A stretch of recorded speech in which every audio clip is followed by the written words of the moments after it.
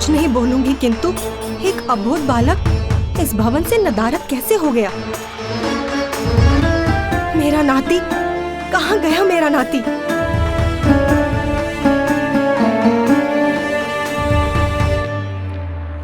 कैसी माँ हूँ मैं जो ये भी नहीं जानती कि उसका पुत्र कहाँ है। रह रहकर अनेकों चिंताएं घुमड़ रही हैं मेरे मन में।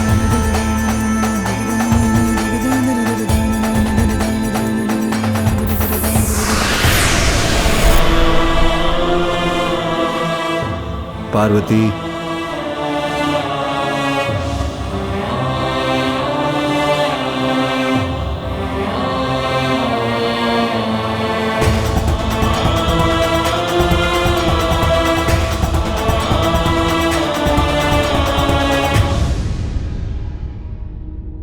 इस समय कहाँ जा सकता है वो? कहीं किसी संकट में तो नहीं? अब मैं क्या करूंगी? मेरी माँ के नेत्र बिना कुछ बोले ही मुझसे बहुत कुछ कह रहे हैं। उमा, अशांत मन चिंता को जन्म देता है और चिंता मन को और अशांत करती है, जिससे निराशा ही उत्पन्न होती है। निराश मन असफलता का कारण बनता है। इसीलिए मन को शांत करो गौरी, तो समस्या का समाधान अवश्य प्राप्त होगा। तुम्हारी मंगल कामना से उत्पन्न तुम्हारा पुत्र तो स्वयं मंगल मूर्ति है, वो यहीं कहीं होगा।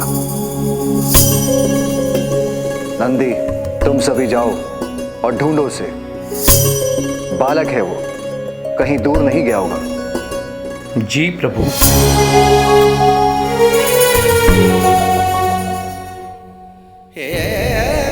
आपके इन शुभ वचनों ने मेरे मन को शांत कर दिया स्वामी।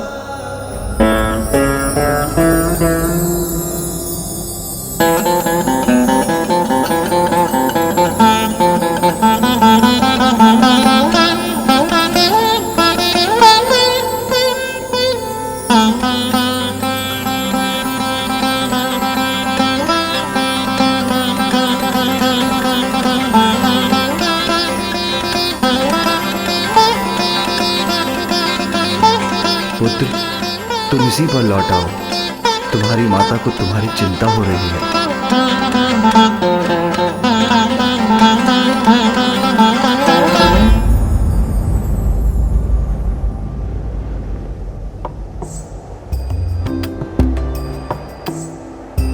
बुआ जी, फूफा जी, अब मुझे जाना होगा। माँ मुझे वहाँ ना पाकर चिंतित हो रही होंगी। मैं पुनः आऊंगा। यहाँ आने का मन किया तो आ गया, किसी को बिना बताए। इसलिए अब चलता हूँ। प्रणाम फूफा जी, प्रणाम बुआ जी। कल्याण हो पुत्र। माँ चंचल है, जिज्ञासु है, किंतु मेरा पुत्र आज्ञाकारी भी है। वो अभी संसार को भली भांति समझता है कहाँ है, असुरक्षा क्या है, ये वो क्या समझेगा।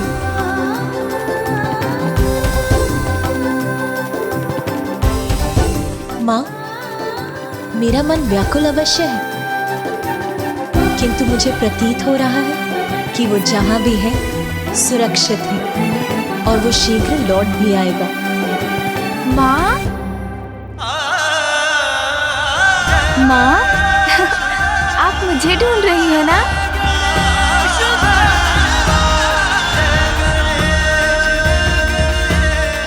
हाँ पुत्र, कहाँ चले गए थे तुम?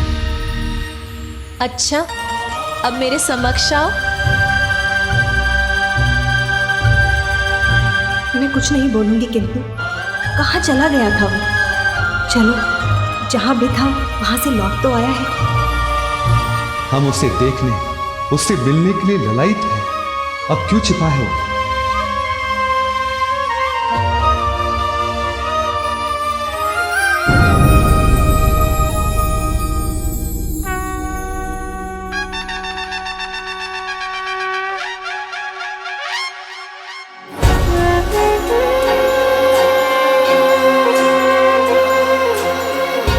सुन जी, पहले आप।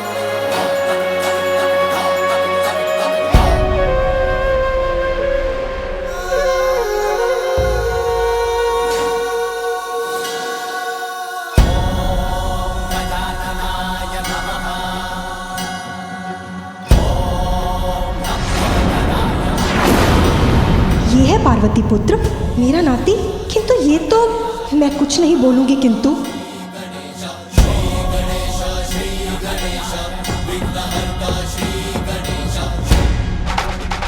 लीजिए, मैं आ गया माँ।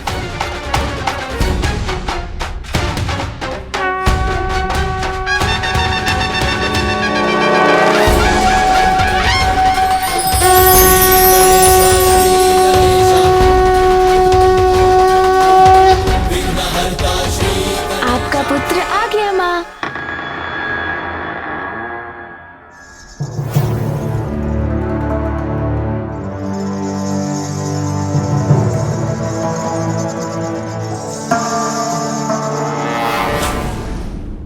माँ,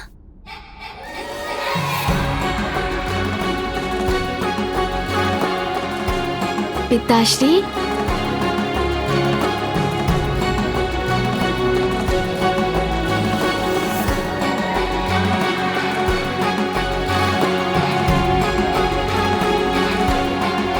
अच्छा हुआ दो स्वयं लोता है, नहीं तो हम ढूंढते ही ले जाते।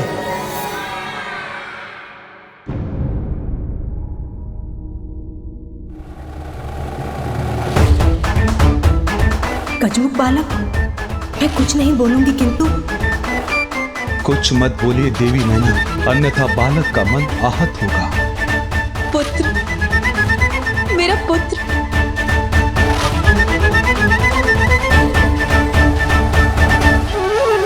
पुत्र, कहाँ चले गए थे तुम? तुम्हें ढूंढते ढूंढते विचलित हो रही थी मैं। माँ, मैं तो बुआ जी और फूफा जी से मिलने ब्रह्मलोक चला गया था। वो ना बुआ जी की वीणा के संगीत की ध्वनि आ रही थी और फूफा जी वेद पाठ कर रहे थे, तो मुझसे रुका ही नहीं गया। मैंने कितनी बार कहा है, बिना किसी को बताए तुम्हें कहीं नहीं जाना है। माँ तो रुष्ट हो गई। माँ,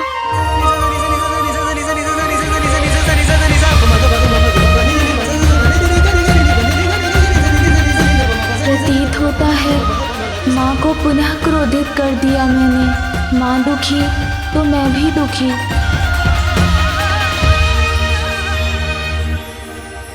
पुत्र, मैं तुम्हारा नाना अर्थात तुम्हारी मां का पिता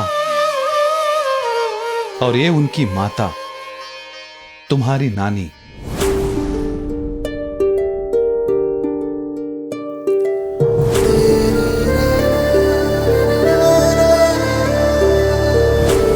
प्रणाम नानी जी।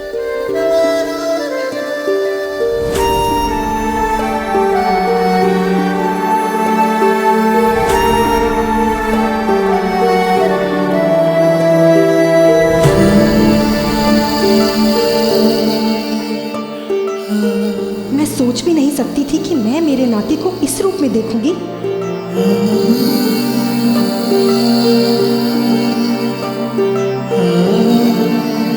आपको भी प्रणाम नाना जी।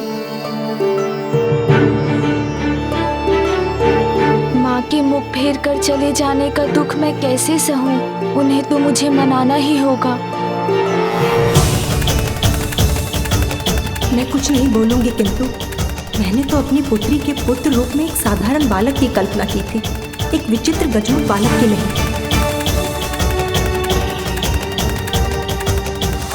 देवी मैना असहज हो रही है, जिससे बालक के कोमल हृदय को ठेस पहुंच सकती है। मुझे ही कुछ करना होगा।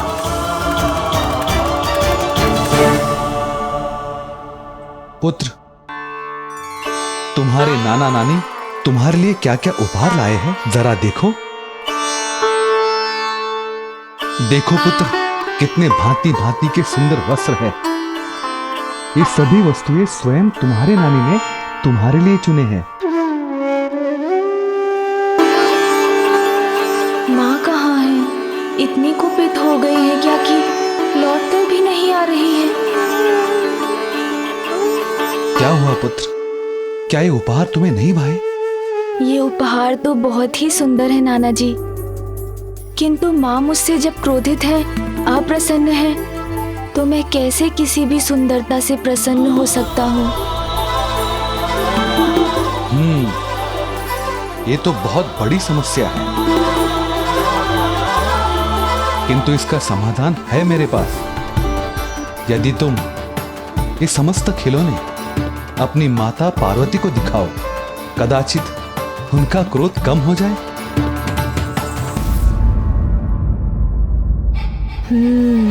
ये उचित होगा।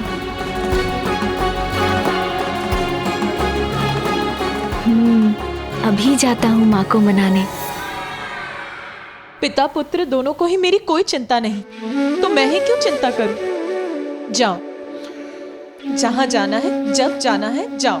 मुझे क्या, अंगल प्रताप है मेरा कुछ कहना। कितनी बार कहा मेरे निकट रहो, मुझे बिना बताए कहीं मत जाओ, किंतु उसे कहाँ कुछ सुनना है।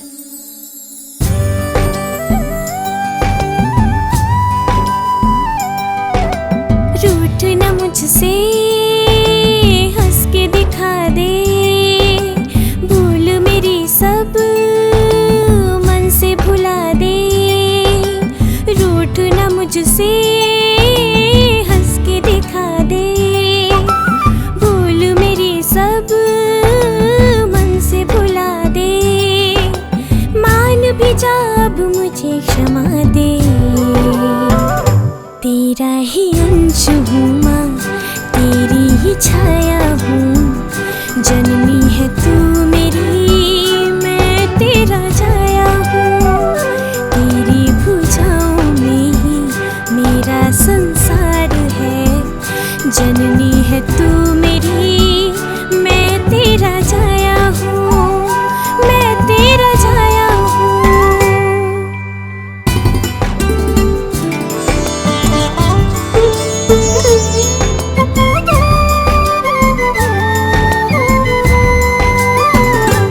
तू जो रूठी तो रूठे हैं धरती आकाश।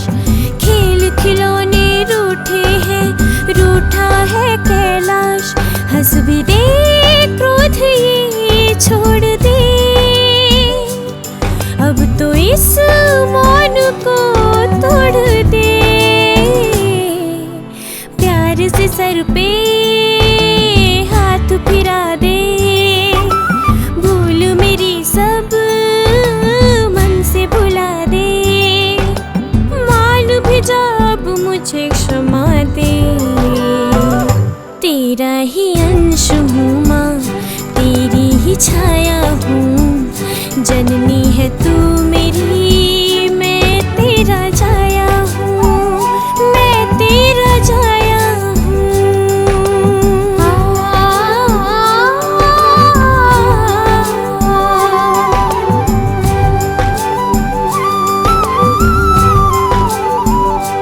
रूठ के मैं भला तुझसे कैसे रहूं।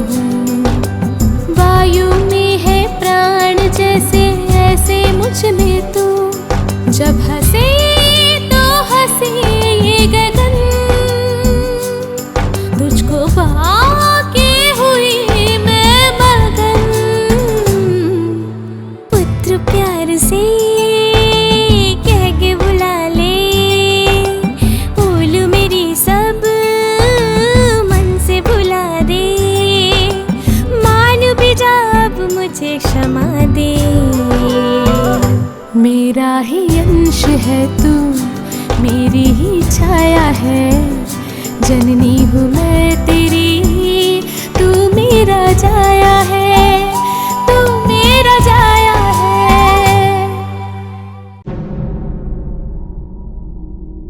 रानी मैना,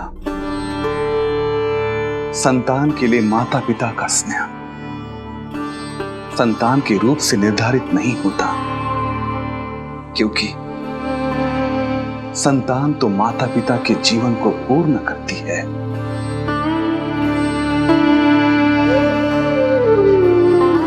गुणी संतान वही है जो माता पिता के प्रति अपना दायित्व पूर्ण करे, उन्हें निराश ना करे, उनका ध्यान रखे। और हमारा नाती तो इतनी अल्प आयु से ही अपनी मां की भावनाओं का इतना ध्यान रखता है। और माँ, ये भी देखिए ना, हम दोनों तो इस खिलौने के साथ क्रीड़ा भी कर सकते हैं।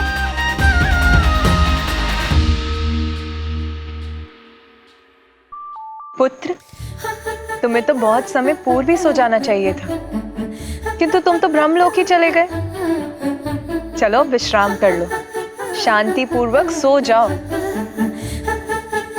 मैंने तो सोने का बहुत प्रयत्न किया माँ, किंतु क्या करूं, मुझे तनिक भी निद्रा नहीं आ रही है।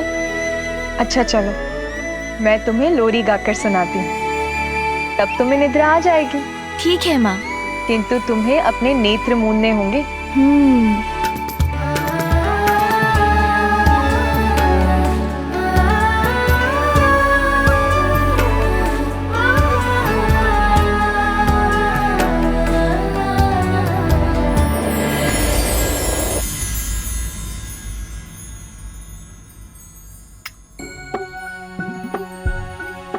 माँ, मैंने कुछ नहीं किया, मैं तो सोने का प्रयत्न कर रहा था। ये तो सून जी हैं, उन्होंने किया।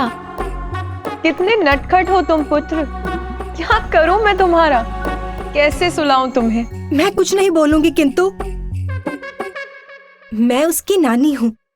लाओ, मैं सुला देती हूँ उसको।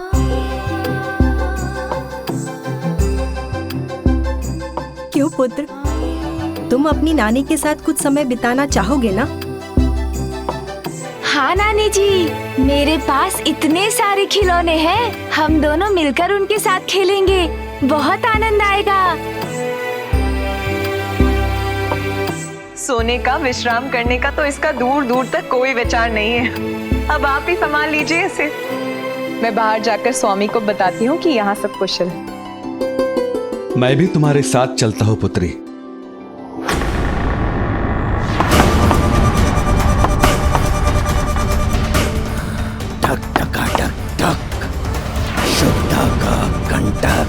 मैं हूँ वज्रांतक, यहाँ पहुँच तो गया, बस अब कुछ ही समय में अंत करूंगा उस पालक का। आजा निंदिया रानी, न कर आनाकानी, आँखों पे दिन के थकानों के बोझे, बिस्तर बिछोने सभी तुझको खोजे, पर जैसे तूने सताने की ठानी, आजा निंदिया रानी, न कर आनाकानी, नैना मेरे लाल के हैं जागे। नानी जी, थोड़ा धीरे धीरे थपकी दीजिए ना, ऐसे तो मुझे कभी नींद नहीं आएगी। मैं कुछ नहीं बोलूंगी पुत्र, किंतु एक बालक को कैसे सुलाया जाता है ये मुझे मत समझाओ। जब तुम्हारी माँ भी सोने से मना करती थी ना, उसे भी मैं ऐसे ही सुलाती थी। ओह, तो क्या वो भी अपने खिलौने से खेलने के लिए आतुर रहती थी? नहीं पुत्र, खिलौने नहीं, वो तो बचपन से ही तुम्हारे पिताश्री की भक्ति में मग्न रहती थी, सदैव उन्हीं की ही बातें करती थी। महादेव ये, महादेव वो, आदि आदि। हाँ, मेरी माँ तो बहुत महान है। हाँ, तुम्हारी माँ बहुत महान है, और उनसे भी महान है उनके पति महादेव, और तुम तो महानतम ही हो। किंतु पुत्र, अब तुम अपना मुख बंद करो, चुपचाप सो जाओगे।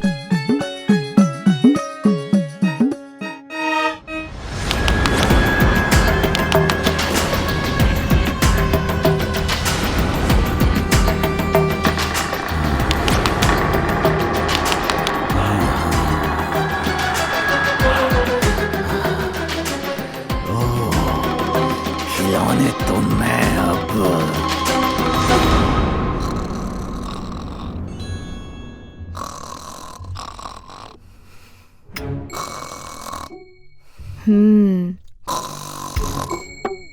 नानी जी इतनी लंबी यात्रा कर यहाँ पहुँची हैं, अवश्य ही बहुत थक गई होंगी।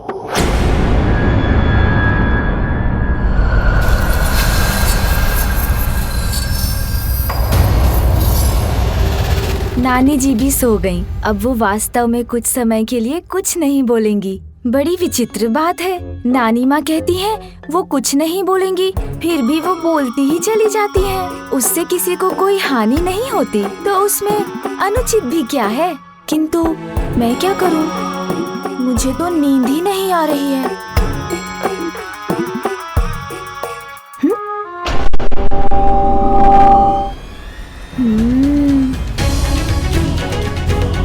कितना सुंदर दृश्य है। चंद्रदेव के प्रकाश से मेरे सारे खिलौने चमक रहे हैं, जैसे मुझे बुला रहे हो कि मैं जाऊं और उनके साथ खेलूं। जाना ही पड़ेगा, उनको कैसे दुखी कर सकता हूँ।